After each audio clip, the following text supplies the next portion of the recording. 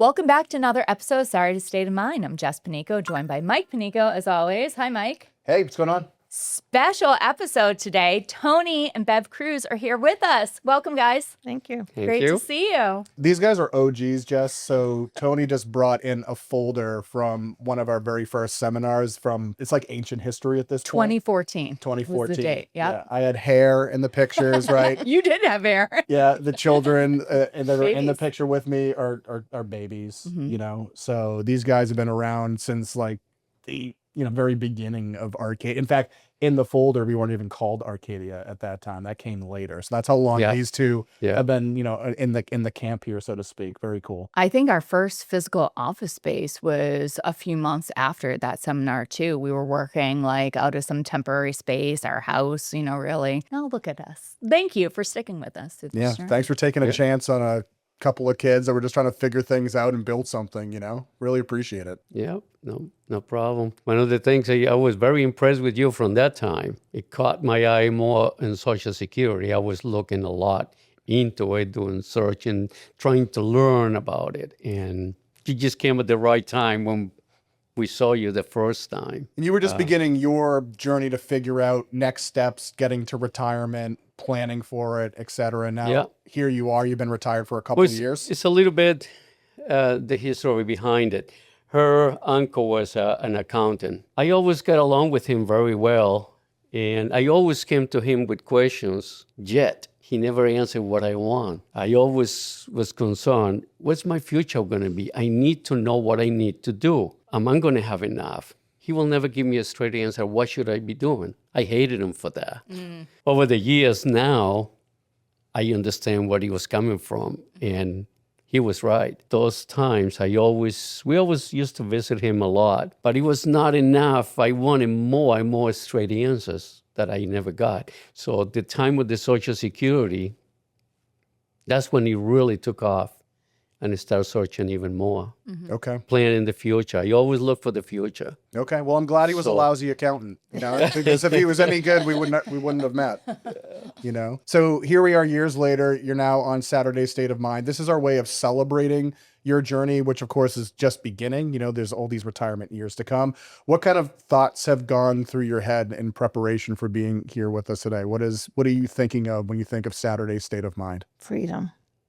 The ability to do what we want when we want. I agree with that. I always wanted to see United States. That was always been my goal. Ever since we got married, we always wanted to travel, see the country, see more of what I never did in my own country. That was one of the things that I always wanted, is just to travel every year. We took our kids at least a week, no matter what we did. I came up with the idea of get a shoebox. And how we started is, she got a raise. We started with $5. It took me probably 4 to 5 years to train my wife on that. Every week I was like, you're missing. So this is to put money in a shoebox. In a shoebox for vacation. This is only. a popular thing in South America or something? No. We never went on vacations as a kid. I never went vacation anywhere. My father never took us anywhere. So can we start there? You're from Colombia, Tony? Yes, from the capital, Bogota. Okay. And when did you leave Colombia to come to the United States? How old were you? I came in 1981. I was 25. 25. Okay. No English, not a word of English. So what was it like leaving your home country and coming here? It was a decision that it was hard. It was very hard for me to do. I was lost. My father was one of those, he was a dentist, and he created a farm himself. He bought the empty land, he built things. He was the type of person that he will never appreciate what I've done. I will never learn, I will never do anything in life, but yet I have to work very hard. Did he just have high standards, or was he a pessimist? What? He had a higher standards, but yet I remember one time, 5, 6 years old, my father says at 2 a.m., let's get up, go to work.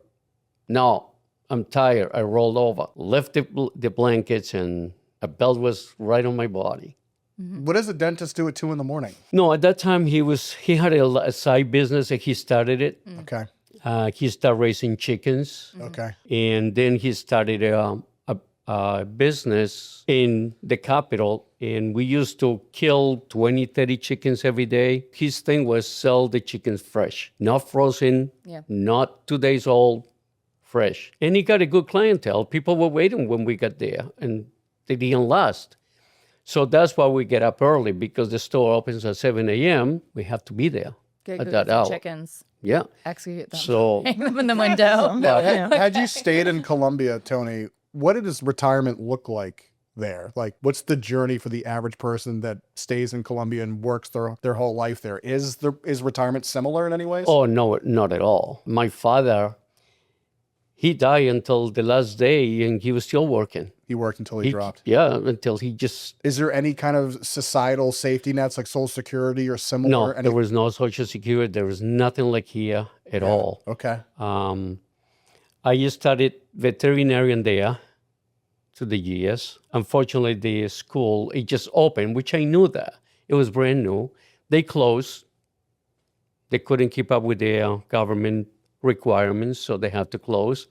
So that's why I made the decision. I got to do something. I came to my father and says, can you help me start in a business? I want something. No, you're stupid. You'll never learn. You'll never succeed.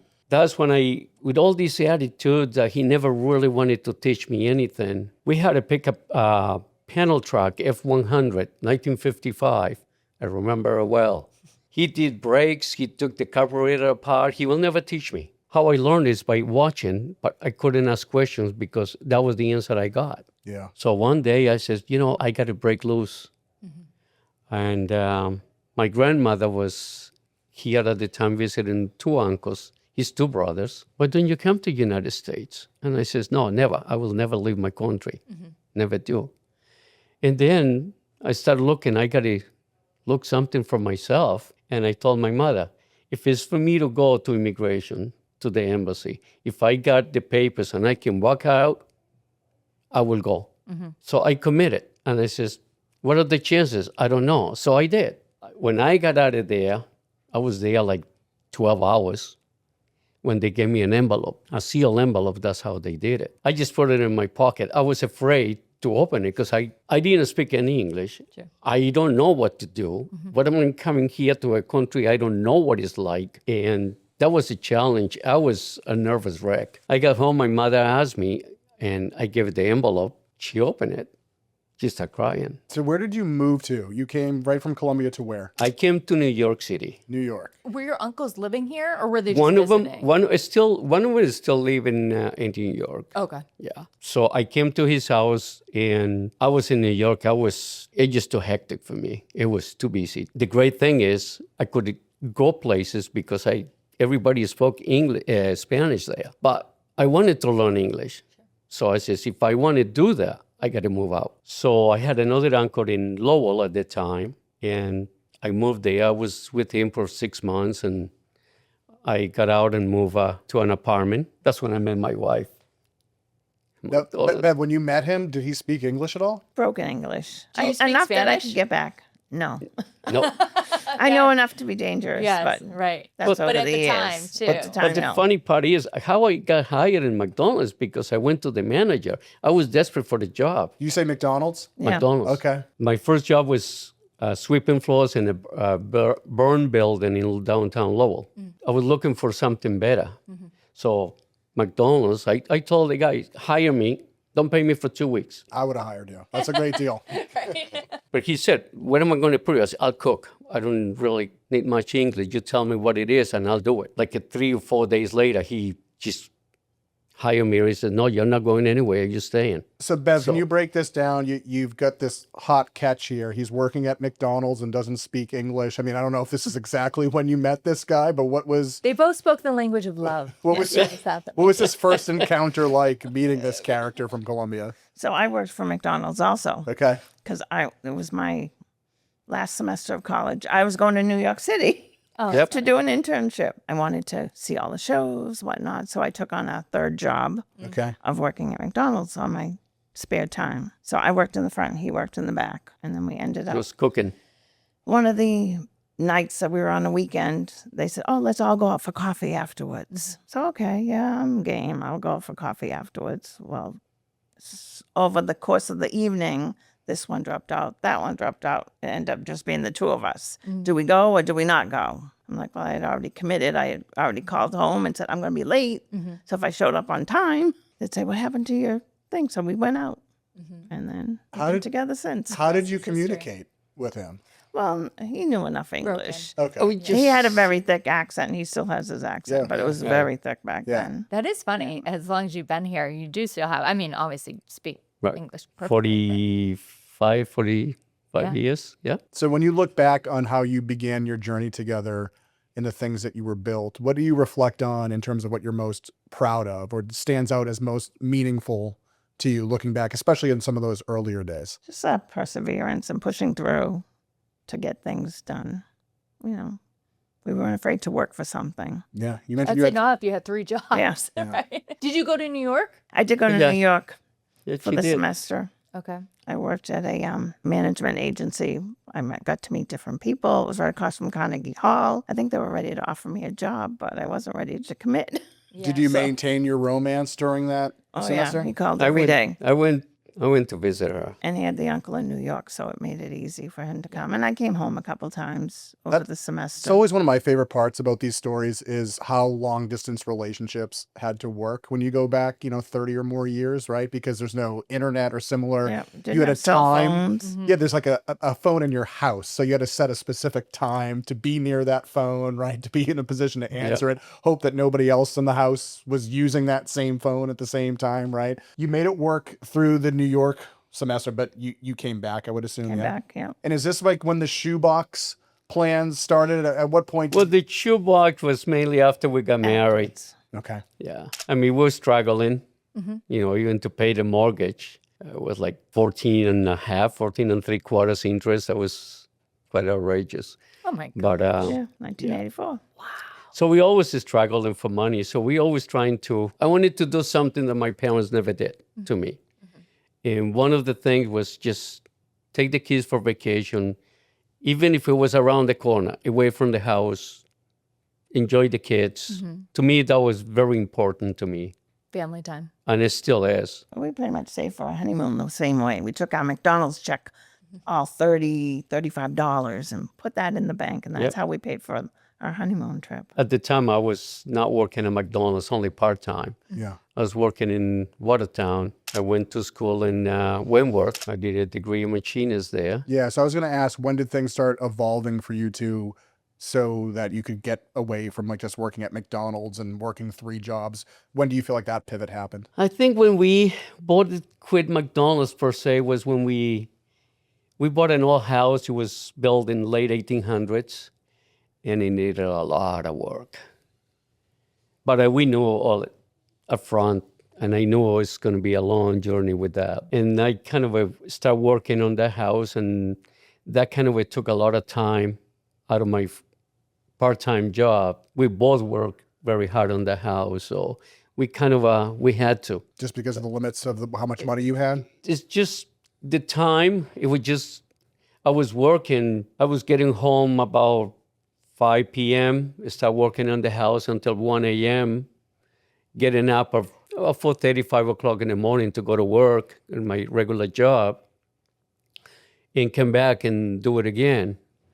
So it was a long hours, and we didn't have the money to hire somebody, so I had to learn how to rebuild the house. I have learned from back home some electrical work, because we have to do some electrical work for raising the chickens when they were a day old, so you got to give them heat. Plus, we were getting raises at the companies.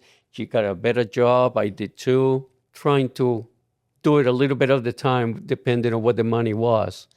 But my house took most of my time to rebuild the whole thing. What do you remember most about some of those early years as you were just starting to get off the ground a little bit? As years came by, it became easy. We were getting good raises. She got a new job. So we start getting, like probably 10 years later, we start kind of seeing things getting a little easier now. Plus, it was a great help from her parents that they took care of the kids. They babysat, so that was a big help. Yeah. There was a lot of work, but we did have a lot of help, Yeah. support. Takes a Yeah. village, right? What were you doing for work at the time, Bev? I worked for an insurance agency my whole career. Okay. So I went from a couple of different agencies, moved on when things got better. And how many kids do you guys have? Two, Two. girl and a boy, And how close in age are they? 3.5 years. Close together. So Yeah. little at the same time, needing the extra help, set of hands, especially Yeah. if you were both working too. I was lucky. I was working a lot of overtime, so that helped me a lot. What did family time or vacations look like in some of those earlier years? We were camping. We had a camper. So we started out just with a seasonal in the White Mountains. We'd do Storyland and Santa's Village and whatnot, just a week there and weekends. Mm-hmm. And then a few years later, we bought a pop-up and we started touring, seeing some of the country. So how many of the 50 states have you made it to? We got about 25 that we slept in, Okay. traveling with the trailer.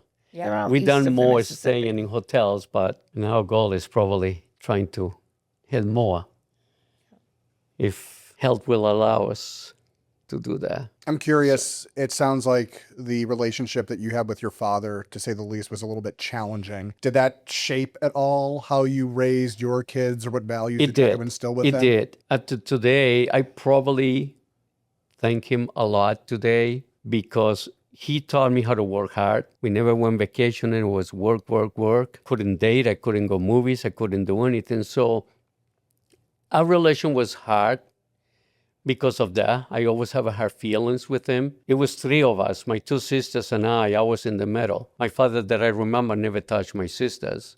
Oh, he always hated me all the time and because I didn't do what I messed up or whatever reason. Did your sisters stay in Colombia? Yes, I'm the only one in the family here. So what did you do different, if anything, when raising your kids? Well, one of the things that I think that get me more angry, if you will, because my father says, I will never do anything in life. And I think that I took that myself as a challenge and do the opposite. And I think that encouraged me a lot to do things that what he didn't give us. I always said, that was the first thing I said when we got married. We're going to have to go away 1 week. I don't care where. We needed the money. We start saving. That's when the shoe box came in. Yeah. Fortunately, she had that type of thing with her family. I never did. They went away. We never did.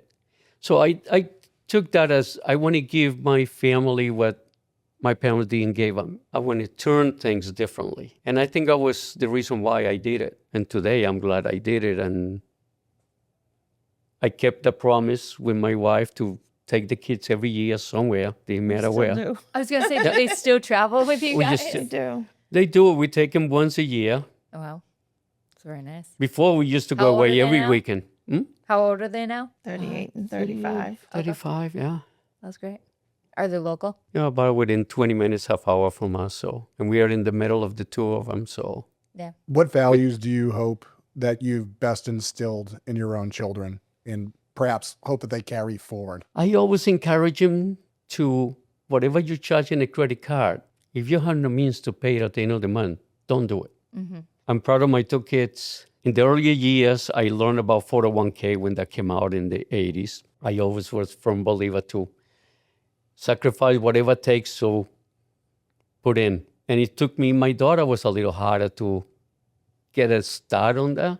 My son, he just knew it. So that I'm proud of them. They taken that in that aspect. So I think they do well. I think they learn a lot from what we taught them, we showed them. Wouldn't you say that? Yeah.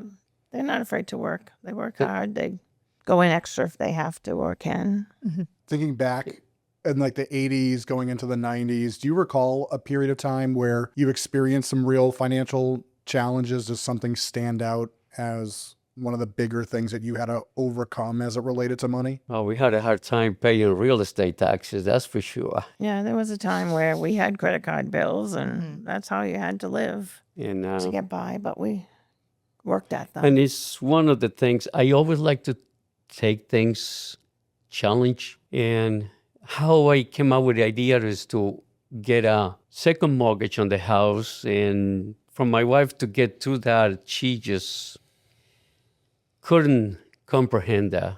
It just no, she was too I don't know how Dad to getting that describe- first mortgage. Yeah, Yeah. she didn't want us to anymore, and I always was willing because I know we can do it with a plan and keeping finances. I always was very good at keeping finances. I'm one of your favorite guys on charts, so I got charts from back in day one, and I always like to see that because my wife always said I got too much time in my hands to doing all this data and the computer, and what I love the most is at the end of the year is like we paid X amount of bills. And she goes like, wow, where does that money came from? Exactly. And that's what I like the best because he will show you, how are you doing? What do you have to do? You got to correct here. You got to correct there. You're spending too much money here. And we always look to save money. But one of the worst things I think we struggle with paying the real estate bills on the house. Now, how did that happen? It sounded like you were both working hard. You were getting raises. How did you fall behind a little bit? I was putting quite a bit of money in the house in materials, and I think that was part of it. But my priority was we have to go away every week, 1 week a year. We literally rebuilt that house, gutted the whole inside. I did. All new electrical. I put an addition. Heating, we put an addition on. Oh, wow. Now, how'd you get through that season of your lives where you were behind a little bit? How did you catch back and get your heads back above water? I took the second mortgage, and basically what that idea was if we come behind paying the mortgage or the real estate bill, we have something to draw back to pay and move money around so we can finally survive. We were struggling for a couple months. We just took from the equity line of credit, and it was less money in the monthly payment, but yes, we got out of the bind, and little by little, and I did work a lot of overtime. I was lucky. I worked a lot of overtime. Most of the loan that we took from the second mortgage, I paid it with overtime money, so I was lucky for that. Was it a big motivator for you to get out of debt? Is that what? Oh yes, oh yeah. I always probably got that from my father too, because he was also an accountant, but he was a dentist also. We had a store in the capital, and I took over that store for probably 5 years. So I learned a little bit of the accounting, whatever he was doing, watching things. So I always have that in my mind, no death. And I learned that from my father. I find that your parents' generation was kind of like the last generation to really kind of know poverty a little bit, especially in this country, because the middle class is a relatively new concept, right? Right. So they grew up sometimes without shoes or a working roof over their head. And not to forgive, the times where your dad was like overly tough on you, but they had a perspective that shaped them that, they sometimes inflicted upon their kids. And certainly you carried some of that with you, that attitude about, having to work hard, stay out of debt. For some people today, working 2 or 3 jobs is a foreign concept. You don't see a lot of people doing that. Or if they do have to do it, they feel like they're being unjustly, thrown into some awful situation. But I find like that's kind of supposed to be the part of the life's journey, to start with a lot of struggle. Because I think sometimes struggle shapes character. If you can make it through something really difficult, then it makes it easier to not only deal with future challenges, but it gives you an appreciation for when things maybe finally start turning a corner. Yeah. Did you find something similar along with your own journey there? Yeah. I mean, she was a great saver. Coupons and things, and I'm horrible at it, but she's great. So I mean, if we're going on a day trip, pack snacks. We're not going to go out but we to were eat. always looking into a budget, trying to stick. We short this month. Well, next month we have to cut down, and that's what we did. And those little changes have such a huge impact too. It's kind of like the quiet, person in the background, making a lunch instead of going out to eat. I mean, they say that even nowadays, the average person that works and goes out to lunch every No, we day of the always week, what that costs, even fast food. I mean, we always make lunch, and per lunch we always.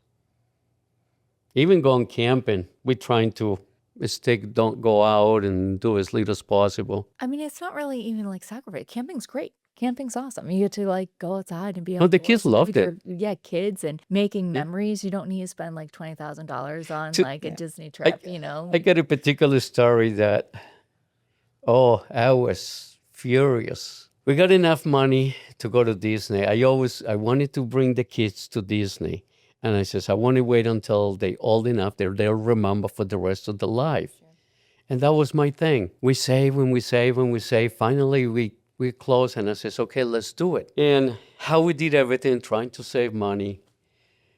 And in those years, you can bring 4 or 5 suitcases in a plane. It didn't matter. There was just not a problem. And, I was furious. That was our 15th anniversary trip.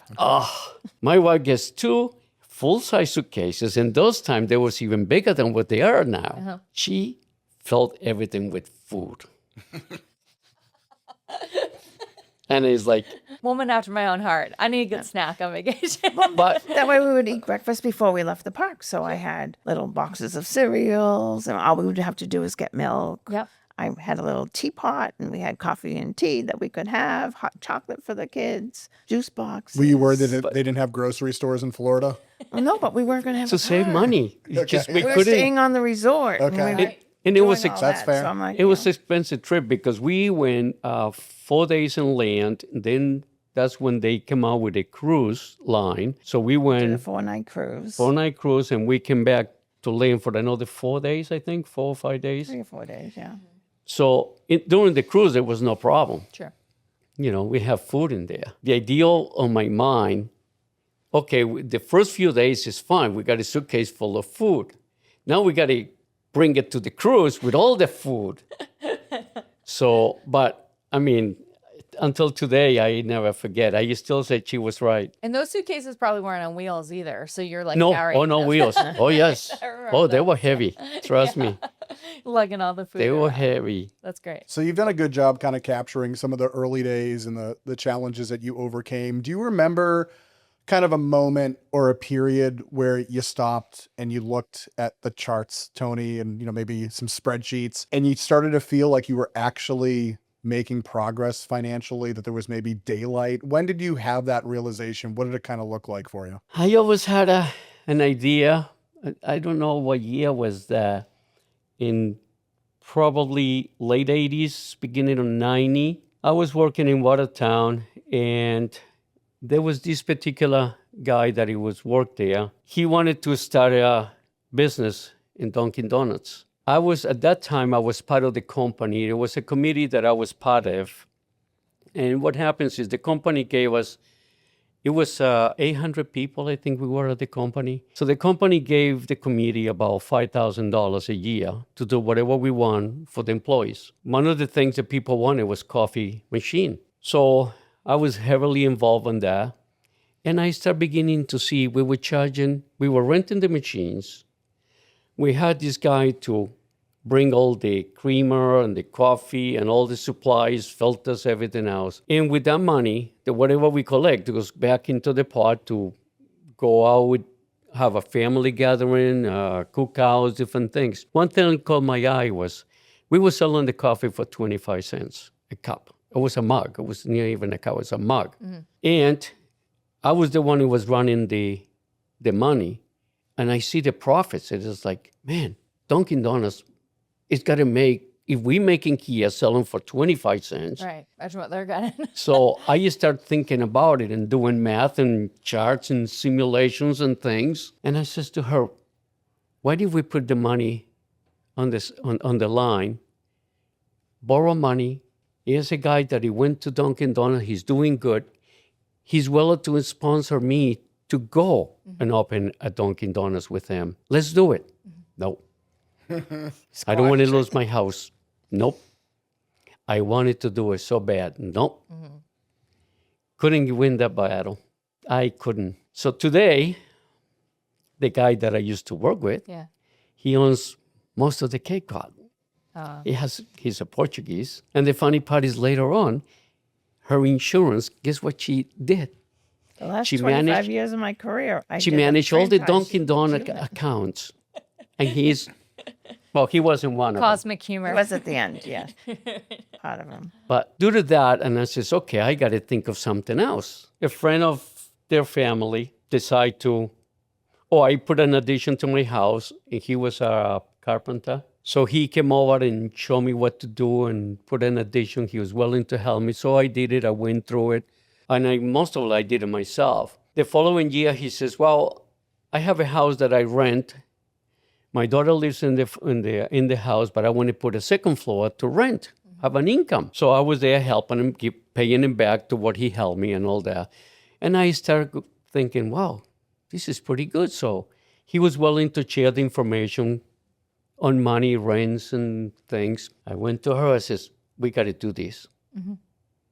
That was early 2000, 1999, I think. We started looking around. What can we buy? A multifamily. Couple years, nothing. Could just too much. Was not what I was looking for.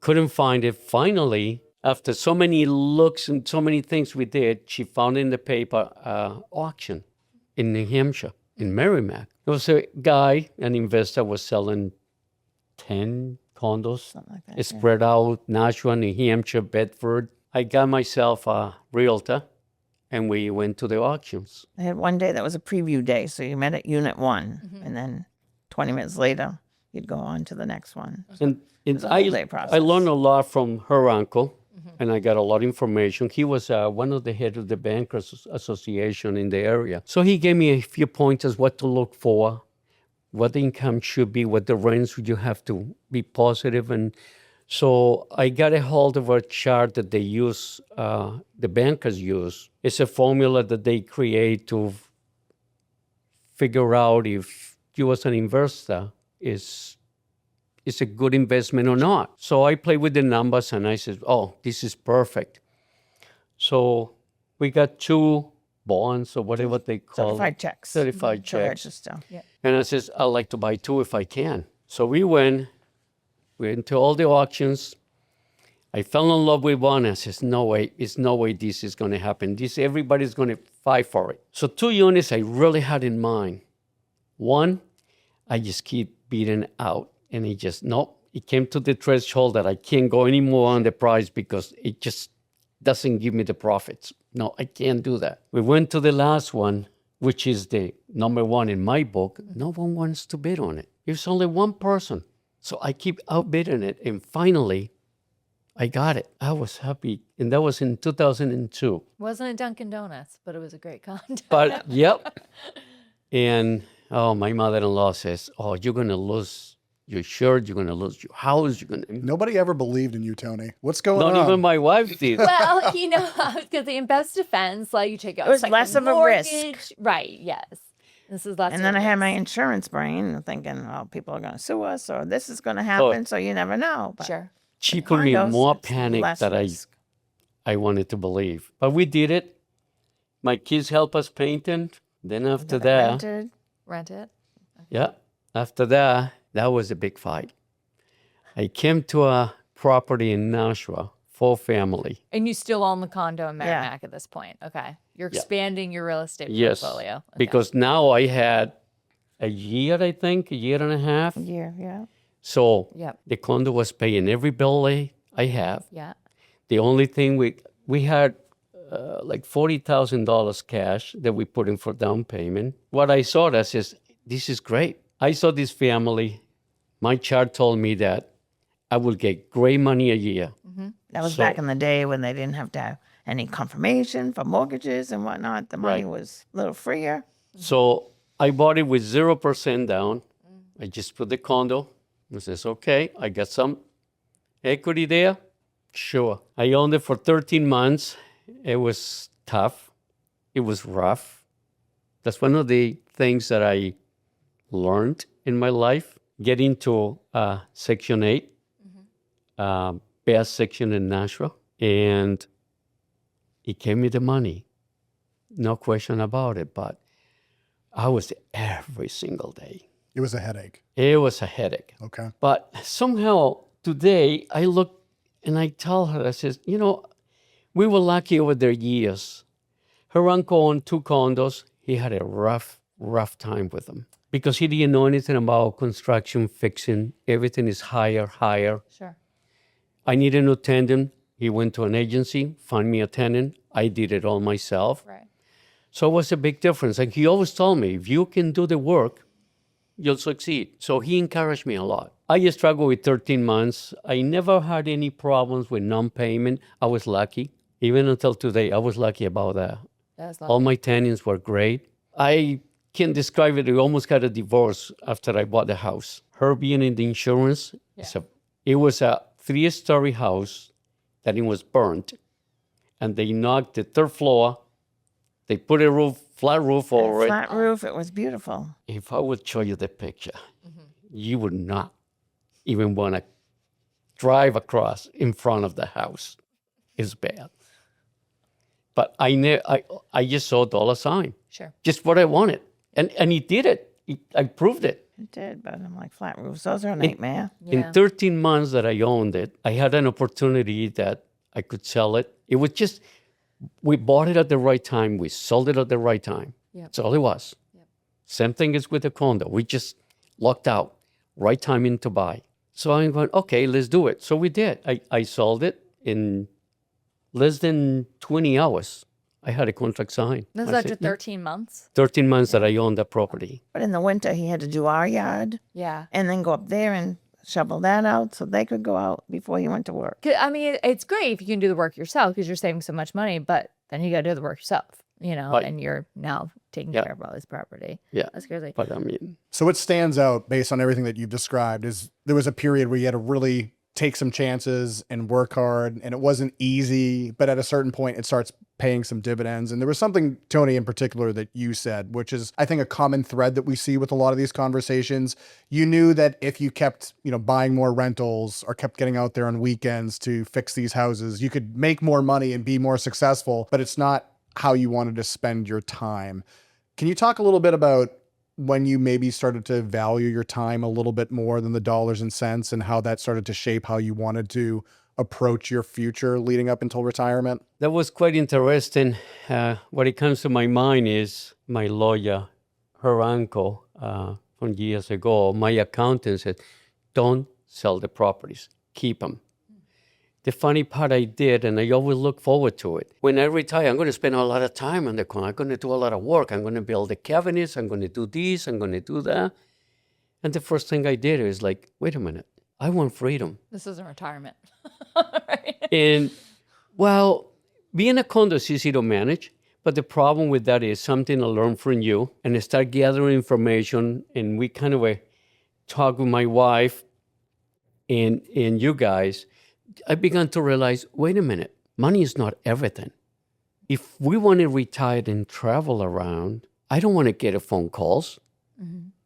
When you guys proved to us, I think I took it more from heart than my wife did. If they telling us we are good, they show us all the scenarios, and it's like, why can't we just take what we did in our lives? We worked hard for it. We are where we are today. Why don't we move on, leave the condos,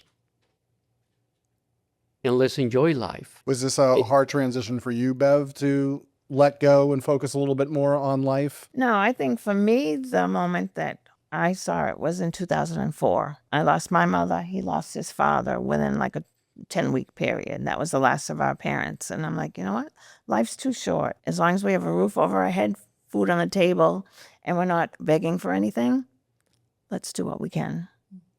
So that's when I started to let go a little bit. Kids were in high school, so they really didn't need us. I convinced him, let's take a trip first time by ourselves. And we just started living a little bit freer. How did you come to believe that you had enough to pursue freedom with confidence? I don't know if I was really confident, but I said a hard we had thing enough for in the her. bank that we could do it. And if we had to, take a second job for interim to get over the hump, we would. I even said that going into retirement. I knew I was good, but I didn't She didn't plan want on to retire. retiring as early as I did. But when the time is right and when you know, you do it. Would you say, Tony, she didn't want to retire? Nope. Is that true, I Bill? wasn't ready to retire at the time. No. Why not? that he did. Yeah, I didn't tribute think that I was to going you to be able guys. to retire at 62. I'm like, I'm not eligible for Medicare, so now I have to pay for my own insurance. How much is that going to cost? Are we going to be able to swing that? So it was more the financial confidence that you didn't Yes. have. Yeah, even though I knew it was going to be good, I'm like, I wasn't ready. I enjoyed what I was doing. Didn't love it, but I enjoyed what I was doing. I liked the people. It was right after COVID, so things were just coming back together. I'm like, I'm going to give all this up to be home. And I didn't We want just been on lockdown, so. Not rushing back into it. yeah. But then our daughter had her second child, and I'm like, oh, I missed my grandson growing up, and I didn't want to miss the earlier years with her. So I said, it's time. How has the transition been? Because it's been a couple years now, if I'm not mistaken. 3.5. 3.5 for her, 4 for me. 4 for him. Okay. Has it been a struggle at all making the transition from work to retirement? Or are you glad you're at where I'm you're at? glad. It took a while for her to realize that it was the best thing to do. And she didn't want to admit it hearing it from you guys. I remember we came to visit you guys and you guys told us, I want you to go back to work and give a notice 2 weeks and you're going to be retired. She panicked. She panicked. Well, I only panicked because there was a lot of transitioning going on at work. My agency had been sold, so people were leaving abruptly or when they wanted to. So someone in my team had just put in their papers and they were retiring the end of the year. And this was in December. And like, well, you can go too. I can't, because then my team would have nobody. So I stuck on for another 6 months. And then I said, it's going. But I'll tell you something about retirement. I always said I built this CNC router, designed and built by myself. And I always say when I retire, I always look for the future, always. I said when I retire, I'm going to spend a lot of time in my basement. I'm going to work with my woodworking tools. That's what I enjoy. That's what I'm going to do. I'm going to make a lot of things in there. I got a long list of things. The funny part is I am 4 years retired. Nothing has happened. You still use the machine though, right? I used it no long ago, but it's not what I always wanted to do it in retirement. I've been keeping them busy. Yeah, what have you been doing instead? She keeps me busy traveling. Okay. Yeah, you guys travel quite a bit. So can you recount a little bit what's been on your punch list the last 3.5 years? I know you did an Alaskan cruise, is that right? Alaskan We did cruise, Alaska, yeah. Europe. Every time I ask you guys, like, how's it going? You're always coming back from somewhere. What have been, Elaborate about So it. we did let's talk highlights. What are some of like the better things? so the that first you've done? year we took a road trip. We went to Nashville, went to Tennessee for 2 weeks, and that was a good time. Except that Except I he totaled totaled my his truck. but then he had to get a new truck when we got home. But It we must didn't have have the been really camper great with us, because- so it was good. It was still a highlight, even though Yes, you totaled yes. the truck. It So was that's good. a great trip. And then we did some cruising. Went to Norway. Went over to Europe. We did Norway. We've done Spain, Portugal. We ended our trip in Paris. We spent 4 nights in Paris, so that was nice. Yeah. We did Alaska. This is quite the run, guys. Last year we went to Iceland and Greenland on a cruise. What's been your favorite trip? Norway. Norway. No, it was nice, yeah. Norway is number 1. Alaska's number 2. Really? Yeah. Oh, yes. This year we're going back to Hawaii. We went on our honeymoon, so we're going to go again and see what it looks like almost 42 years We didn't have later. money when we were there. So maybe stay at a little nicer place than you did last time. We're going to spend 22 days in Hawaii. Wow, that's great. We Are you went going to go to a bunch of different islands? All the 4 of them. four the four- islands. Yeah. Okay. We're going to spend a week in each. Has there been anything that you've experienced about retirement that you didn't expect going into it? Being able to do so much. I didn't think that we'd be globetrotting as we are, but we figured we have to do it now because we can, because you never know what tomorrow brings. My biggest thing is I wanted to do so many things. And at the minute I retire, I doing totally the opposite. I spend more time building things in my basement, in my shop, supposedly taking care of the condos. Never did. I don't know where the time goes, but like I said, she keeps me busy traveling. So we're enjoying our lives, enjoying our grandkids. What would you say about retirement is giving you the most joy in this season of your lives? Being able to help the kids and going to their games and seeing them at their practices and being more involved. How many grandkids do you have now? 2. True. Okay. If we had to kind of unpack some lessons from your story that others can learn about either life's journey or preparing for retirement or transitioning into it, are there any lessons that you hope people quietly take away from your story? Say, don't be afraid to take a chance, even though I was. Yep. Just not on a coffee franchise. Yeah. But now you're on the other side of taking Yeah. chances. So you Don't be afraid to take a chance, but be willing to work for it. Because with every risk, there is some, work that needs to go into it to make it work. Yeah, we saved a lot to the years. I was more than her, bigger in putting money in 401k. I wish I would have learned more about HSAs and things like that I, unfortunately, when we learned, it Only was come kind to of me in the last few years, so. yeah, it was kind of less than too 10 late. years. But I think for you, Tony, it was learning to let go of certain things. Like what you just said about you expected to be fixing condos in retirement. yes, And I don't feel like you're missing out on I'm not. that I don't experience. miss it. the 2 a.m. phone call that the toilet's clogged. Exactly. And missing and the fact that we came to realize that, call it that I was living in a denial, I guess. I never knew, are we going to have enough money to retire? And that was my bother. And that was the principle behind my condos. I always said I want to get these properties because if they produce me $1,000 a month, that it helped me in my retirement on top of my Social Security. That guarantees me I'm going to be a little better. That was my goal from day one. And it came to realize that, thanks to you guys, was the one who made me realize that it's not all in life. Why strain myself with the condos if I don't need to? Like my wife puts it, why save more money to leave the kids more money? Well, I give you credit. It's not easy to make a declaration that you've got enough. You can always work harder and longer. You can work till 70. You can keep working 3 jobs as long as you'd like, but there has to come that point where you decide that what you do with your time matters a little bit more. Pushing towards a conclusion, right? We call this thing Saturday State of Mind because we do believe that your most important asset is time and what you do with it really matters. What would you say Saturday State of Mind now means to you in your retirement? How would you define it? I'd say getting to do what you want when you want. It could be as simple as going to the beach and going for a ride or going out to lunch with someone. You make the time to do what you want to do and enjoy life. How about you, The Tony? freedom to do what I enjoy when I want it, traveling, seeing places. I like to learn more about the history of the country. I think I'm learning a lot from World War II since we went in Europe. Trips to Europe. And I'm now enjoying that.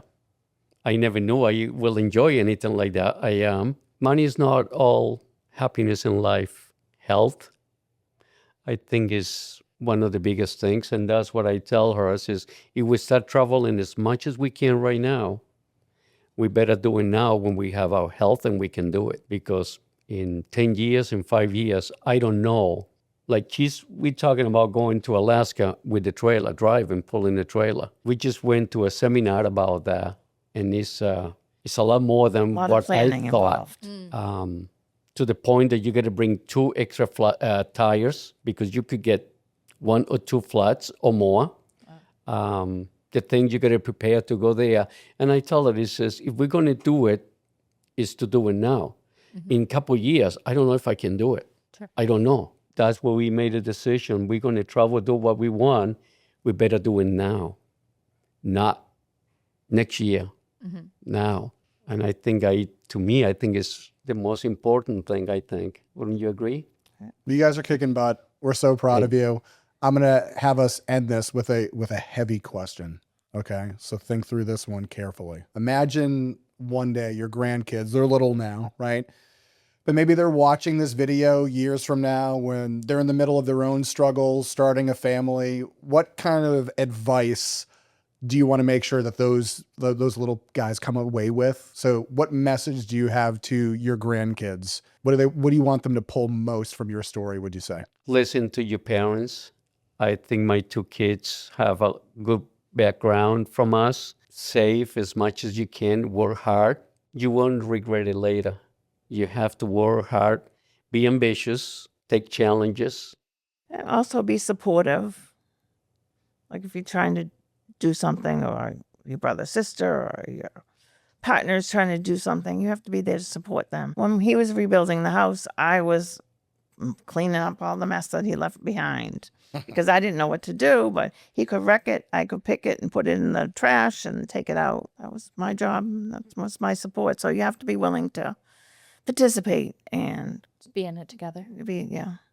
And that's one of the things I told my kids is at the end of the day, it's only one person will stick for you in any bad circumstance is your brother, or to him is the sister. And we're lucky that today, as old as they are, married, we see that between the two. So I wish that my grandkids will do the same, close to themselves. And one person who will really do anything for you is your brother or your sister. Well, you guys have done so well. You've really built something here. It's not just a portfolio, obviously. It's a marriage, it's a family, and it's a retirement that's, I know, an inspiration to Arcadia every single day. So thanks for being you. Thanks for taking a chance on, a couple young kids back in the day having a seminar about Social Security. I can also tell you that thanks to my wife, we're still married.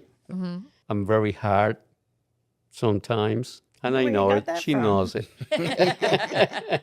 So she put up a lot with me. Thanks, Bev. Teamwork makes the dream work, right? You guys are just a living example of Saturday state of mind. Thank you so much for sharing your story. Jess, you want to take us home? Yeah, thanks for joining us here today. If this was helpful for you, check out our playlist of all our client interviews. We'll see you next time.